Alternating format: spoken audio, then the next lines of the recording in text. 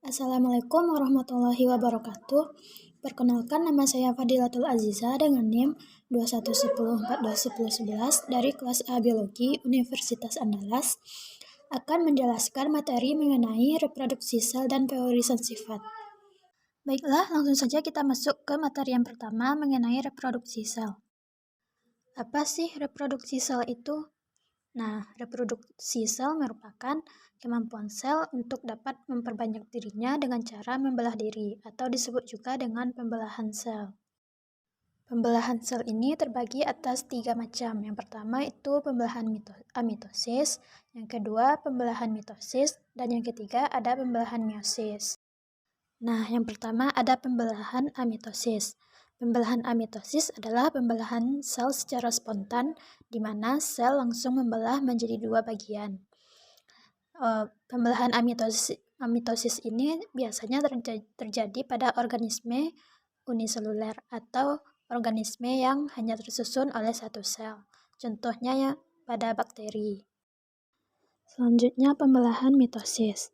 Pembelahan ini bertujuan untuk pertumbuhan, di mana hasil anakannya nanti menghasilkan 2 sel yang bersifat diploid atau 2N. Pembelahan mitosis ini terjadi pada sel somatis atau sel tubuh. Siklus pembelahannya hanya terjadi 1 kali, yaitu profase, metafase, anafase, dan telofase. Sifat dari kandungan genetiknya ini nanti akan identik dengan induk. Dan yang terakhir yaitu pembelahan meiosis. Pembelahan meiosis ini bertujuan untuk mempertahankan kromosom dari induknya. Hasil dari pembelahan ini akan menghasilkan 4 sel anakan yang bersifat haploid atau N. Pembelahan meiosis ini terjadi pada sel gonad atau sel kelamin. Siklus pembelahannya terdiri atas 2 kali, yaitu profase 1, metafase 1, anafase 1, telofase 1, profase 2, metafase 2, anafase 2, dan telofase 2.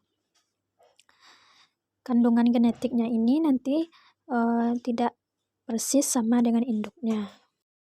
Yang kedua, materi mengenai pewarisan sifat. Pewarisan sifat merupakan proses penurunan atau pewarisan sifat dari induk ke keturunannya. Teori mengenai pewarisan sifat atau genetika ini pertama kali dicetuskan oleh Gregor Johann Mendel yang menghasilkan hukum 1 Mendel yang disebut juga dengan hukum segregasi secara bebas, yaitu dalam proses pembentukan sel kelamin atau gametogenesis, gen akan berpisah dari pasangannya atau alelnya. Dan hukum 2 Mendel yang disebut juga dengan hukum asortasi secara bebas, di mana dalam proses fertilisasi, gen dari induk jantan akan berpasangan dengan gen dari induk betina secara bebas.